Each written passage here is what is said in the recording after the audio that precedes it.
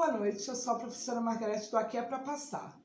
Hoje nós vamos tratar do artigo 37 da Constituição Federal. O artigo 37 trata de forma geral da administração pública direta e indireta, tá? Ele vai trazer ali as regras. Ele vai tratar sobre servidores, licitações, concursos, aposentadorias e remuneração e diversas outras coisas. Hoje nós vamos entender mais ou menos um pouquinho o que se existe diferença. Se todo mundo que presta concurso, se uma forma de ingressar na administração pública, seja ela direta ou indireta, só através de concurso público, se você fez concurso público, você é servidor público, se tem ou não estabilidade. E numa outra aula vamos tratar de outros assuntos, provavelmente a diferença entre salários, remunerações e subsídios, de forma mais aprofundada. E numa outra vamos terminar, porque esse é um assunto que nós precisamos entender bem. Como eu disse, é um assunto muito cobrado em quase todos os concursos. Então é interessante que nós saibamos do que estamos falando. E a melhor forma de aprender, eu sempre falo, e de gravar, é quando você entende o que está sendo dito, tá? Vamos começar? Artigo 37, tá? Caput, que é lá o cabeçalhinho do artigo. A administração pública direta ou indireta, então já sabemos que a administração pública são duas, né? A direta e a indireta, de qualquer dos poderes da União, dos estados, do Distrito Federal, não se esqueçam disso, e dos municípios, obedecerá aos princípios de legalidade, impessoalidade, moralidade, publicidade e eficiência. E também é o seguinte, vamos parar por aqui. Vamos primeiro entender aqui o caput. Então sabemos, administração pública direta, administração pública indireta. Qual a diferença entre uma e outra? O que é uma e o que é outra?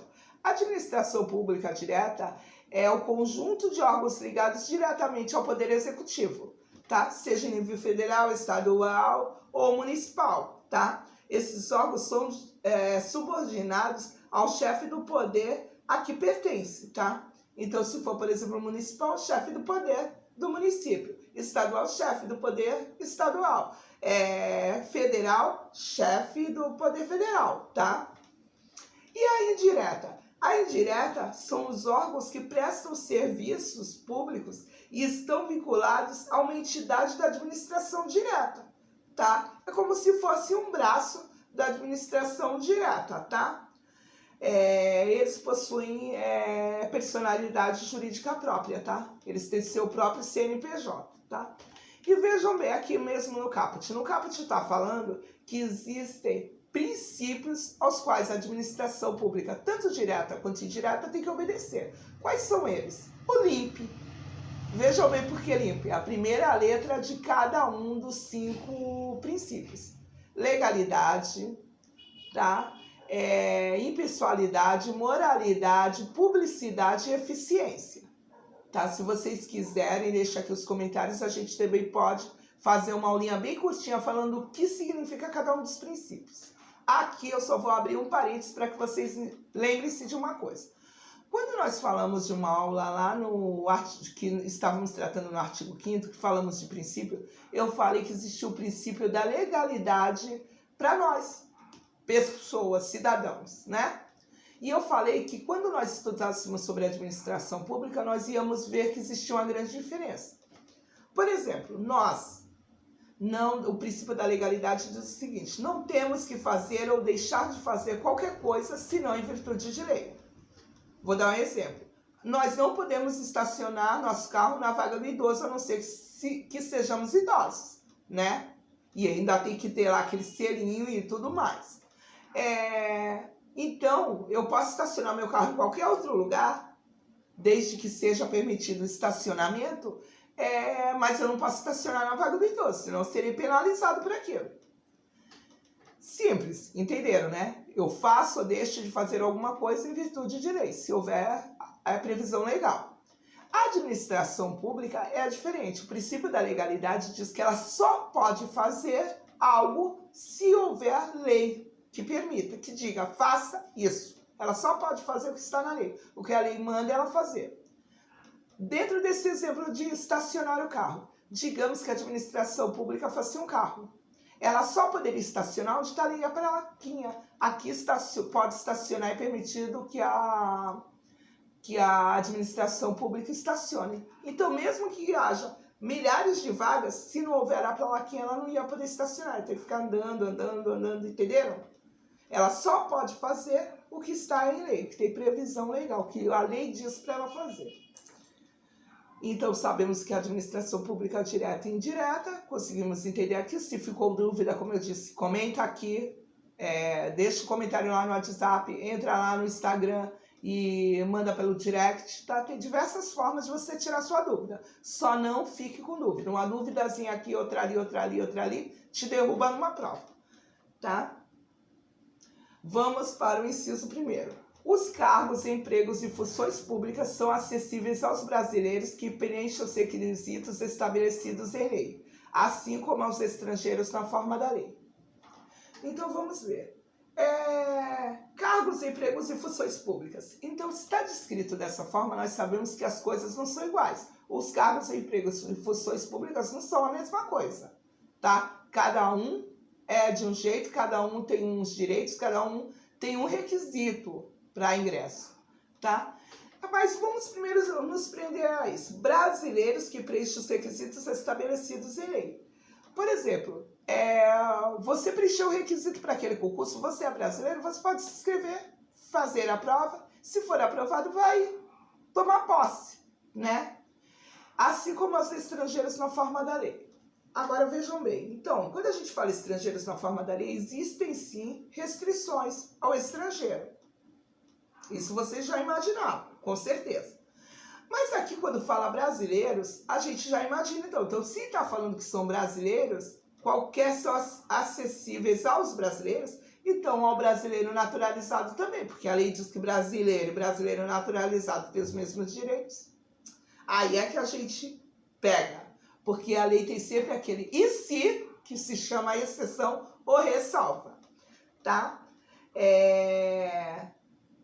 Veja bem, no artigo 12, parágrafo 2º, diz o seguinte: a lei não poderá estabelecer distinção entre brasileiros natos e naturalizados, salvo nos casos previstos nesta Constituição. Então, esse daí é o e se, né? O ressalva, a exceção. Todos são iguais, os natos e naturalizados, salvo, né? Com a exceção das coisas que estão elencadas aqui, tá?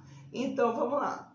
No parágrafo 3º diz assim: são privativos de brasileiros natos os cargos. Então, somente os brasileiros natos podem ocupar esses cargos. De presidente e vice-presidente da República, de presidente da Câmara dos Deputados, de presidente do Senado Federal, de ministro do Supremo Tribunal Federal, da carreira diplomática, de oficial das Forças Armadas e de ministro de Estado da Defesa. Então, somente se for brasileiro nato, você pode preencher esses cargos, tá? Então, aí a gente já viu uma diferença. É uma coisa também que a gente tem que se atentar. E vamos ver. Eu falei que cargos, se aqui está dizendo cargos, empregos e funções públicas, significa que cada um tem uma forma, não são a mesma coisa, tá? Não é pôr tudo no mesmo balaio de gato, não é tudo servidor público, tá? Então, vamos ver. Cargo. Veja bem, qual que é o requisito para conquistar um cargo na administração pública? O requisito é que você preste concurso público. Se você preste, seja aprovado. E aí você pode ingressar. Trabalhará onde essa pessoa que consegue um cargo na administração pública? Ela vai trabalhar para a administração pública direta, tá? Que são autarquias e fundações públicas, tá? Ela vai fazer parte do quadro efetivo. Mas ela vai fazer parte do quadro efetivo assim que ela toma posse? Não. Existe um período de experiência para o servidor público. Esse período de experiência é de 3 anos. Então, durante ali aqueles 3 anos, ele vai ser avaliado, tá? Trimestralmente, semestralmente. E aí sim, depois de transcorridos 3 anos, ele sendo aprovado, não ter tido uma falta grave, nada que o desabone, aí sim ele vai fazer parte do quadro efetivo. Aí sim ele vira um servidor público, tá? é regido por um estatuto, servidores públicos são servidos por estatuto, seu regime é o regime próprio da Previdência Social, tá? Ele não faz parte do regime geral, tá? E ele recebe remuneração, tá? Isso, ou subsídio, ele não recebe salário. Remuneração é aquela parcela pecuniária, né? Que estão embutidas ali também as gratificações e todos os outros benefícios, tá? E subsídio é uma única parcela, tá? É quando ele recebe numa única parcela os seus subsídios, tá? E o emprego? O emprego, o requisito, assim como para o cargo público, o requisito é que se preste concurso público seja aprovado, tá? Só que ele vai trabalhar, em vez no cargo, administração direta, aqui o empregado público vai trabalhar na administração indireta, que são ou empresas públicas ou sociedade de economia mista, tá? Ele não vai fazer parte do quadro efetivo. Ele entrou aos 18, saiu ao se aposentar. Ele não teve estabilidade, ele não tem estabilidade, tá? Ele é um empregado seletista, tá? Ele é um empregado público, ele é um seletista. Por quê? Porque ele é regido pela CLT, tá? E se aposenta pelo regime geral da Previdência Social. Esse sim, ele não vai receber remuneração, ele não vai receber subsídio. Aquela prestação pecuniária é chamada de salário, tá? Nós vamos ver a fundo isso numa próxima aula, tá? E função pública. O requisito, ele não vai nem ter que prestar o concurso público, ele vai ter que prestar um processo seletivo. Sabe lá, quando você olha lá, abriu o edital, e aí tá lá, processo seletivo para... Você vai exercer uma função pública. Você não vai ter estabilidade, tá? É uma contratação temporária, tá? E ela pode trabalhar em toda a administração pública.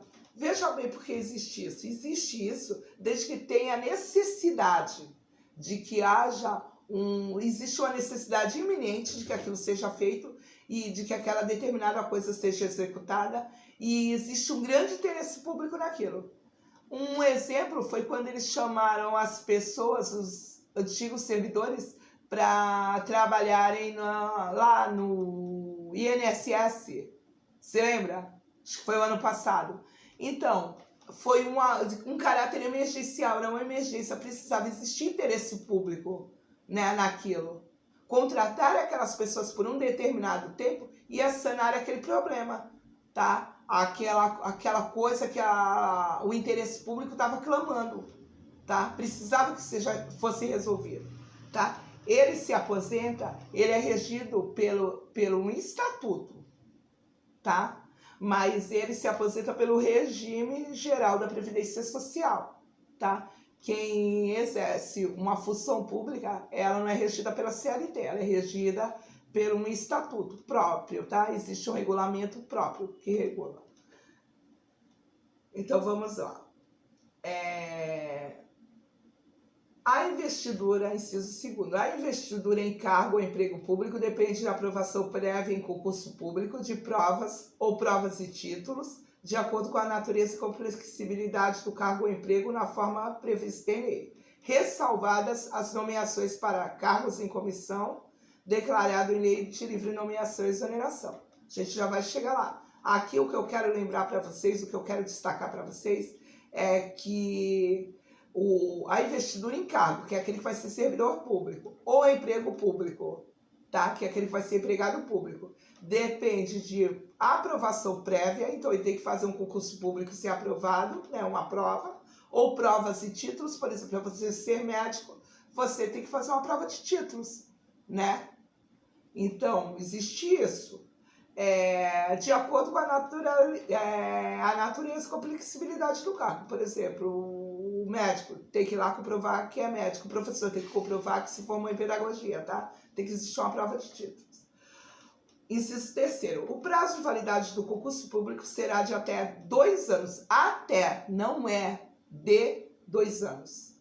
Isso você também tem que se atentar, porque tudo que existia esse prazinho, nas provas eles São malucos por fazerem um trocadilho ali e te induzir a resposta errada. Prorrogável uma única vez, só pode prorrogar uma vez, por igual período. Então, por exemplo, o prazo da validade do concurso pode ser de 1 ano? Pode. E pode ser prorrogável? Pode ser prorrogável por um prazo igual e uma única vez, igual àquele que foi dito antes. Então, se o primeiro prazo era de 1 ano, ele só pode ser prorrogado por mais 1. Se foi de 2, por mais 2, tá? Durante o prazo improrrogável previsto no edital de convocação, aquele aprovado em concurso público de provas ou de provas e títulos será convocado com prioridade sobre novos concursados para assumir cargo ou emprego na carreira. Isso daqui quer dizer o seguinte: por exemplo, você prestou concurso hoje para professor. E aí esse concurso foi lá, antes de transcorrer os 2 anos, eles vão lá e lançam outro concurso para professor. Você prestou concurso, você foi aprovado, você está esperando sua nomeação. Eles vão lá e abrem um novo concurso. Eles não vão poder contratar aqueles enquanto eles não chamarem os do concurso anterior, tá? Dentro daquele prazo lá, se tiver dentro daquele prazo improrrogável, tá? Não adianta você passar hoje no concurso e aí daqui a 10 anos eles abrem concurso de novo, você vai ir lá querer sua vaga porque você não foi convocado. Tem que estar dentro do prazo improrrogável. Quinto, as funções de confiança exercidas exclusivamente por servidores ocupantes de cargos efetivos e os cargos em comissão a serem preenchidos por servidores de carreira nos casos, condições e percentuais mínimos previstos na lei. Destinam-se apenas a atribuições de direção, chefia e assessoramento. Vamos ver aqui o que é função de confiança. Função de confiança e cargos em comissão são coisas que parecem ser muito parecidas, mas eles têm diferenças. E são nessas diferenças que você tem que se atentar, tá? Função de confiança. Vamos tratar primeiro de um e depois de outro, tá? Só pode ser nomeado para uma função de confiança aquele que já é servidor público, tá? Então, aquele que tem estabilidade. Servidor, para ser servidor público, ele tem que estar no cargo efetivo. Então, ao ingressar no cargo efetivo, que é depois que transcorre os 3 anos, ele sim é servidor público. Então, é exclusiva, essa nomeação para a função de confiança é exclusiva do servidor público. Onde ele vai trabalhar? Ele vai trabalhar em toda a administração pública. Ele foi nomeado determinada parte da estado, municipal, estadual, ele vai lá. A administração pública direta ou indireta, ele vai lá. Ele foi nomeado, ele vai, tá? Atuará. Veja bem, ele só pode atuar. Esse tipo de função só pode ser exercido por funcionário público e ele vai atuar ou no cargo de direção, ou chefia, ou assessoramento, tá? Ele tem estabilidade. Mas ele tem estabilidade naquele cargo que ele foi nomeado? Não. Ali ele pode ser nomeado a qualquer momento e exonerado a qualquer momento. Ele tem a estabilidade proveniente dele já ser um servidor público que tinha estabilidade. Então ele não pode ser prejudicado por ele ser chamado. Ele é convidado para um cargo, ele é nomeado para aquele cargo e aí não deu certo, porque a livre vontade, tá? Quem nomeia pode nomear livre vontade e pode exonerar livre vontade. Então ele não pode perder o cargo dele, a estabilidade dele, ele vai voltar para aquela função que ele exercia, tá? Entenderam? Então a estabilidade dele não está ligada à função que ele está exercendo, e sim a estabilidade que ele já tinha ao ser nomeado, tá? Então ele é regido por um estatuto, porque ele é funcionário público, se aposenta pelo regime especial de previdência social, porque ele é funcionário público. E vamos lá. Agora vamos ver os cargos em comissão, tá? A diferença. Primeiro, como acontece o ingresso? Veja bem, também é através de nomeação, igual à função pública. Ele vai ser chamado, tá? Ele tem que ser nomeado. Esse cargo pode ser preenchido, o cargo de comissão por qualquer pessoa? Pode. Existe um percentual lá que tem que ser respeitado, que é para aqueles funcionários de carreira, tá? Mas qualquer pessoa pode exercer um cargo de comissão, tá? Onde ele vai trabalhar? Vai ser atribuído para ele, dentro da administração pública, um posto, tá, de trabalho. Ele também só pode exercer a função, ele só pode ser nomeado para a função de direção, ou de chefia, ou de assessoramento, tá? Ele não tem diferente da função de confiança. Tu vê que lá na função de confiança só pode ser nomeado um servidor público, então aquele que já tem estabilidade. Aqui não, existe uma porcentagem que tem que ser nomeado servidores públicos de carreira, mas pode ser nomeado qualquer outra pessoa na maioria dos casos, né? Existe um percentual para qualquer pessoa. E quando se trata dessa qualquer pessoa, ela pode ser servidora pública? Pode ser que seja nomeado um servidor público. Nesse caso, ele vai ter aquela estabilidade proveniente do cargo que ele já tinha. Aquela estabilidade que ele já tinha, não a função que ele vai exercer, não aos cargos de comissão que ele vai exercer, ligado ao cargo de comissão que ele vai exercer. Mas se ele for qualquer pessoa, ele não é servidor público, ele pode ser nomeado? Pode, para os cargos de comissão. Ele vai ter estabilidade? Não. Entendeu?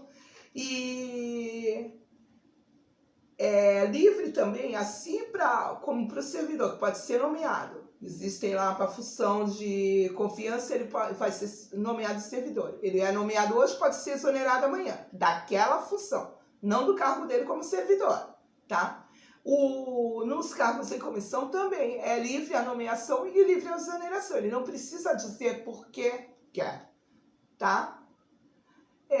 Eu acho que vamos parar por aqui, tá? Acho que foi bastante informação. Numa próxima aula a gente vai dar continuidade. Vamos abordar, assim, formas de temas, tá?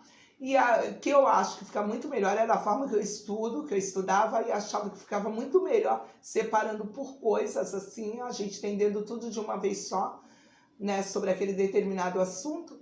E numa próxima aula a gente vai falar de outros assuntos, tá? Vamos falar dos concursos públicos, dos prazos, de salários, de aposentadorias, vamos falar de uma forma mais aprofundada, tá?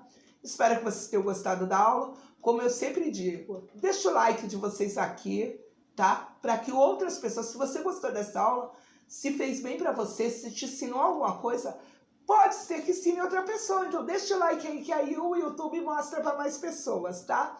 Vai lá no nosso Instagram, siga a gente, tem sempre uma diquinha lá que você dá o print, guardar aquilo para bater o olho e te ajudar a memorizar ou a guardar alguma coisa, tá? E é isso aí. Também temos o nosso grupo VIP do WhatsApp. Se você quiser, entra lá no nosso Instagram, o link tá na bio, clica lá e entra, tá? No nosso grupo VIP, tá? Beijo e aguardo vocês. Até uma próxima aula. Tchau!